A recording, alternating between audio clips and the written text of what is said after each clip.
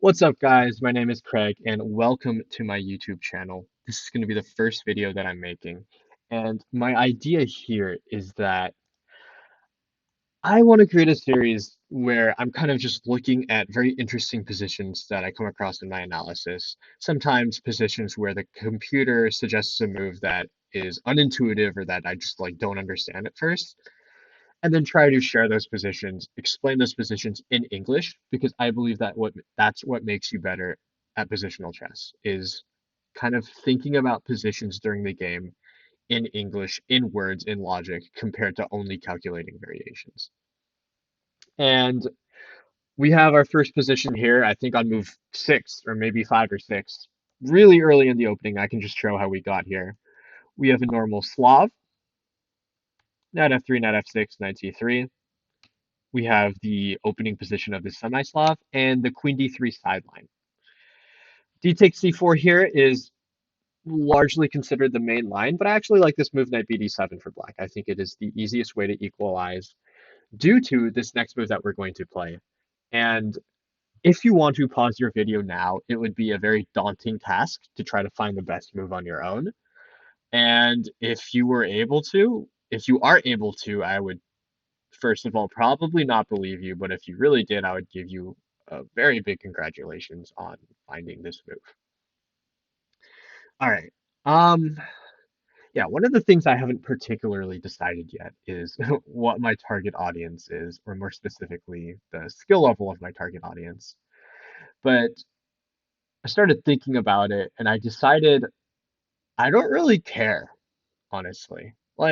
I really just want to make these videos for myself because they somewhat make me happy to make these videos and kind of keeps me on track with making sure that I'm doing my analysis, doing work on chess, finding interesting positions.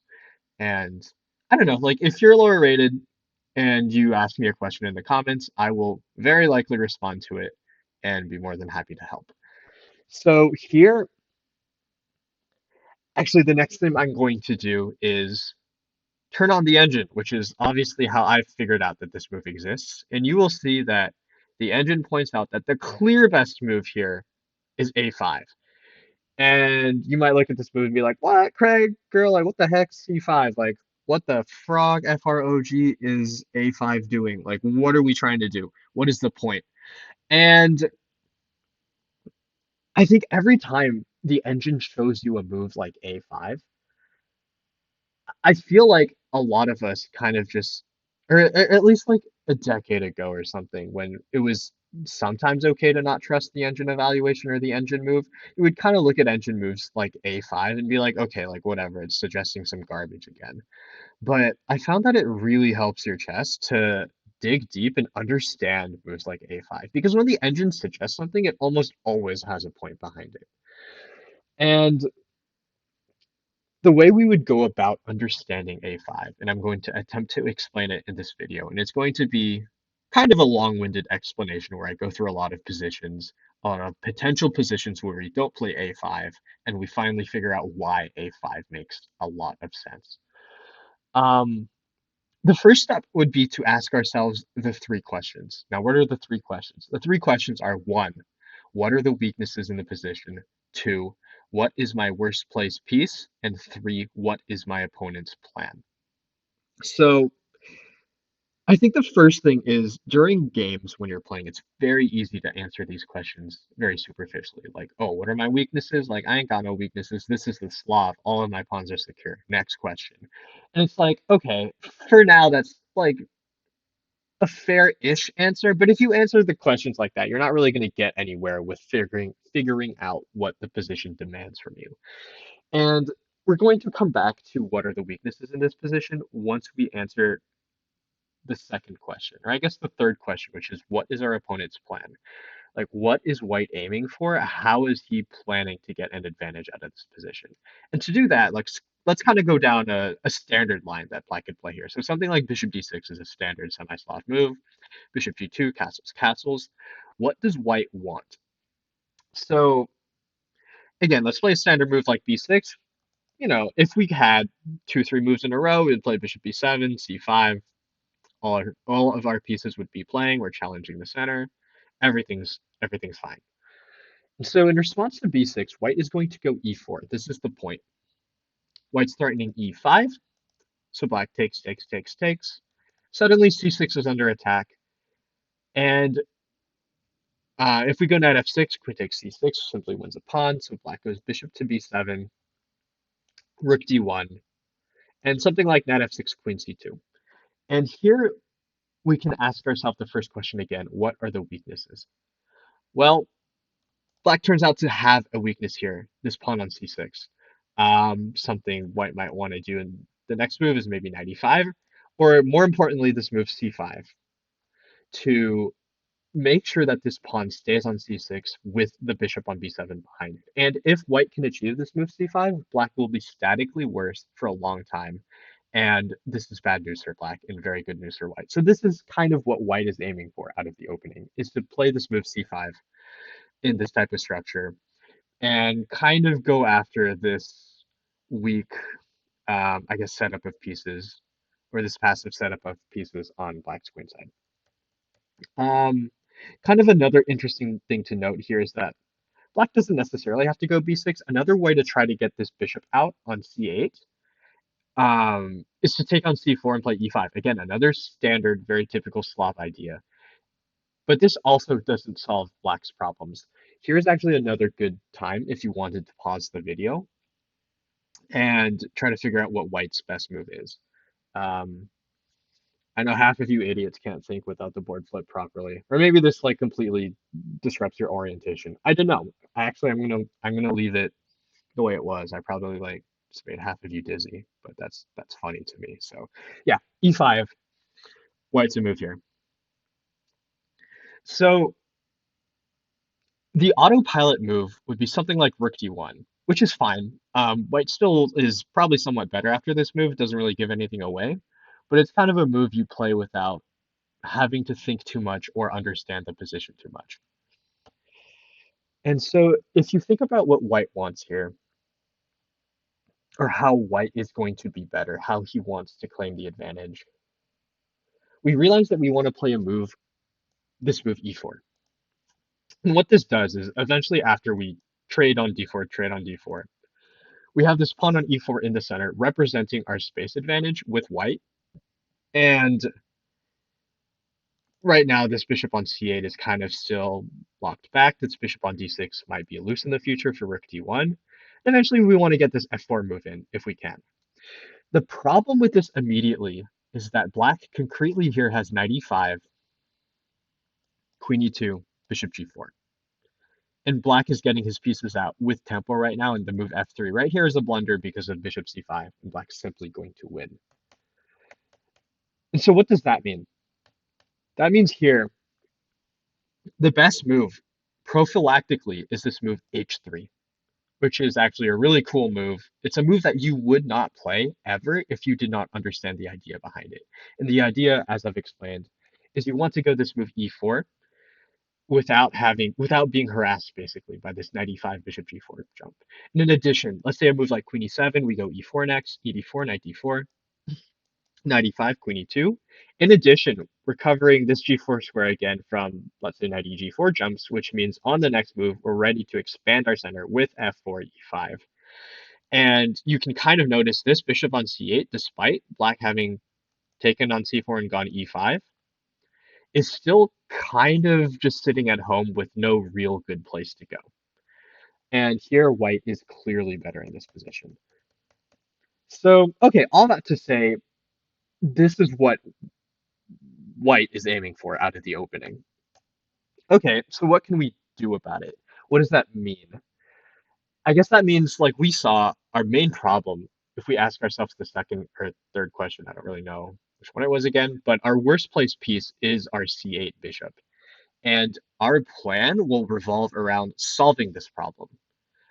So the first move that comes to mind, all right, like how can we solve this problem of the c8 bishop, is to simply go b6. And next move, we can place the bishop on either b7 or a6, whichever one makes more sense. Maybe a6 makes a lot of sense to target the c4 pawn. The problem with the move like b6, and I think this is one of the reasons, like you can never really find a5 as a move here, even if you thought about it for an hour, is because you'd have to understand that after b6, white is better. Not a lot better, but somewhat better after c takes d5, where the move b6 doesn't really fit into our structure, regardless of whichever way we recapture. So if black recaptures with this e pawn here, this c6 pawn is always going to be a weakness. And after some moves like bishop g2, bishop d6, let's say castles, castles, white might play a move like e4, or maybe, I don't know, bishop g5 followed by e4. But the point is, this c6 pawn is weak, and we would much rather, as black, have this pawn back on b7, protecting it. Because this bishop on g2 simply is going to be a monster on the long diagonal. And if we capture the other way, the structure looks symmetrical, but what's going to happen is white is quickly going to get, let's say, something like bishop g2, let's say bishop d6. Honestly, it might make some sense to go bishop f4 to stop bishop d6, because that's ideally where the black bishop wants to be. So let's say bishop f4, bishop e7, even something like rook c1. And white is threatening to go knight b5, kind of come into c7, and there is pressure, like maybe black down the road is going to find good moves and be fine. But the point is, black has not solved his problems out of the opening, and that is all that white wishes for when he tries to get a position in chess. So that brings us to our move a5. What does a5 do? Well, the point of a5, the main point, is that we want to go b6. Uh, we want to play this move b6 without running into the problems that I just mentioned with b6 being met by c takes d5. And the entire point here of a5 is that we can play this move bishop a6 now. And once this queen moves somewhere, this structure is now much, much better for us, because white will never have that aforementioned pressure that we saw in the previous line, because simply black's going rook c8 next, and there is no pressure along the c file. In fact, if anyone has pressure on the queen side, it is black. Like, black might actually be slightly preferable here. And the whole point, basically, of a5, the more or less the only idea, is to be able to play b6 and respond to c takes d5 with bishop a6 without knight b5 being possible. And that's a crazy deep idea to me, like really, really deep. For example, let me just explain what I mean by that. So let's say we play, so our idea is we want to get this a5, b6, bishop a6 in, right? And you might say, like, well, why couldn't we just do this with this mover, bishop g2, a5, something like that, to try to get in bishop a6 next? And the same thing that I just showed. Well, the problem with this is after bishop f4, bishop a6, white has this move knight b5, followed up by a4, rook c1. There's going to be pressure on the queen side, and it's white that will have this pressure. And this knight b5 is only possible because this pawn that used to be on c6 captured on d5, and so that leaves this b5 square open for this knight to jump into. And so after a5, black's idea, I hope, if I've explained this like half okay, is that we are trying to solve the problem of the c8 bishop by moving it to a6 without running into concrete problems with c takes d5. So that means if we had another move here, our next move would just be b6. And then if we had a move after that, it would be bishop a6. And so bishop g2, b6. Again, if c takes d5, we're simply going to go bishop a6, followed by c takes d5. And this is structurally very good for us. And otherwise, if a move like castles, we have bishop a6, b3, and we can play a move something like bishop b4 here to try to put extra control over the e4 square.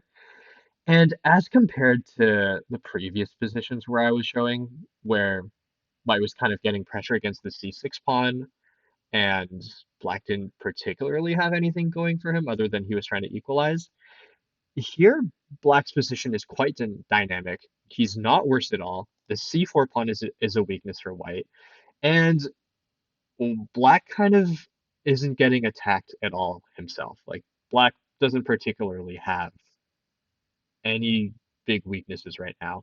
All of the pieces are playing, they make sense, and for that reason, I actually think that a5 here is the best move and potentially the only move that equalizes, but equalize it does, and it equalizes quite cleanly. And if you look at the database, actually, we have only 6 people out of 316 that have played this move a5. And honestly, I would assume they've all looked at this with an engine before, which is how they know this move a5.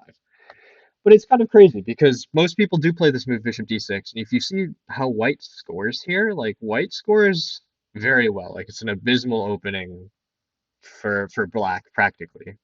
Like 72% is kind of insane. That's like a win and a draw out of 2 games for white on average. Um, so yeah, that was kind of the first position that I wanted to show in my series. And I think actually this a5 move potentially changes the theory of this line by a little bit at least, because the main move here, what has been considered the main move for quite a while, is d takes d4. After queen takes d4, b5.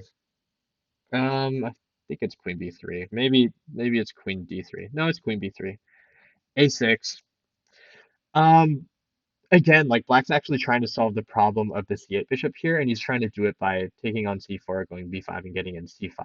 And if he gets in c5, he's getting rid of the c6 weakness, and he's opening up this c8 bishop, which is always a huge theme in the Slavs, and black can claim to be fine. And there's, of course, a lot of theory regarding this line. White has some tries, black has some responses to those tries, and it's a large, like study of new moves to go through if you're looking at this opening from like a theory standpoint.